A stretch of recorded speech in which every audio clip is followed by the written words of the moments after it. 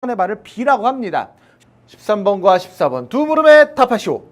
자, 그러면은 5는 원점이고요. 0이 아니라는 조건, A가 0이 아니라는 조건과 A가 5가 아니라는 조건. 문제에서 이런 조건도 우리가 놓치지 말고 제대로 잘 가져가셔야 되겠죠. 이차함수 그래프를 이제 대략 줬단 말이에요. 자, 그럼 이제 보자고요. 13번 문제가 뭐냐면 이차함수 y는 fx의 그래프와 y는 x가 오직 한 점에서 만나도록 하는 이라는 A의 값을 모두 구해서 더해달라는 문제거든요.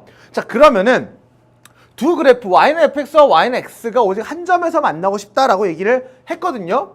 그러면은 먼저 개념을 선생님이 잠깐 간단하게 보면요. y는 fx라는 함수가 2차 함수가 이렇게 대략 그려져 있어요. 예를 들어 이게 y는 fx라고 하는 2차 함수예요. 그리고 y는 x라고 하는 1차 함수가 이렇게 있는데 y는 fx가 아니라 gx라고 합시다. 우리가 gx라는 이 1차 함수가 이렇게 있는데 교점이 2차 함수와 1차 함수는 기본적으로 두 개 만날 수도 있고 아니면은 뭐 2차 함수가 좀 더 위로 이렇게 올라가면 안 만날 수도 있고 내지는 이렇게 접할 수도 있거든요. 자, 그러면 우리가 여기서 교점을 갖네 안 갖네 이걸 어떻게 생각을 할 거냐면은 y는 fx다라는 그래프의 좀 위에 있는 점들은요.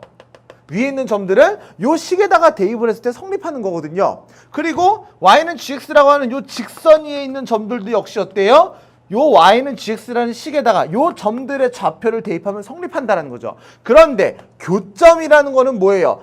요 2차 함수 위의 점이기도 하고 동시에 직선 위의 점이기도 하다. 그럼 2차 함수 위의 점은 이 식을 만족하고 직선 위의 점은 이 식을 만족하니까 교점 좌표는 우리가 이 식도 만족하고 이 식도 만족한다. 아, 뭐예요? 연립방정식의 해라는 거죠. 어떤 식? 이 두 식이요. 즉 교점의 x, y라고 하는 이 좌표들은 이 두 식의 연립방정식의 해가 되는 거고 여기서 교점이 두 개라는 건 연립방정식의 해가 몇 개다? 두 개다. 교점이 만약에 하나가 된다. 이렇게 그래프가 접해버리면은 교점이 하나다. 연립방정식의 해가 몇 개다? 한 개다. 교점이 없다. 그럼 연립방정식의 해가 있다 없다? 없다라는 얘기가 된다라는 거죠. 그래서 우리의 문제는 fx는 x제곱 마이너스 2ax 플러스 5a와 그리고 y는 x라고 하는 직선에 우리가 연립방정식을 해서 교점 좌표를 얘기해 준다라는 거죠. 자, 그러면 y는 fx가 ax제곱 마이너스 2배 a의 x 플러스 5배 a가 되고요. y는 x라고 하는 녀석이 이 둘의 교점 좌표를 우리가 얘기를 해주려면 여기서 y를 소거해주면 되는 거죠. 그럼 y를 소거해서 x는 x제곱 마이너스 2ax 플러스 5a 이 식이 어떻게 해주면 돼요?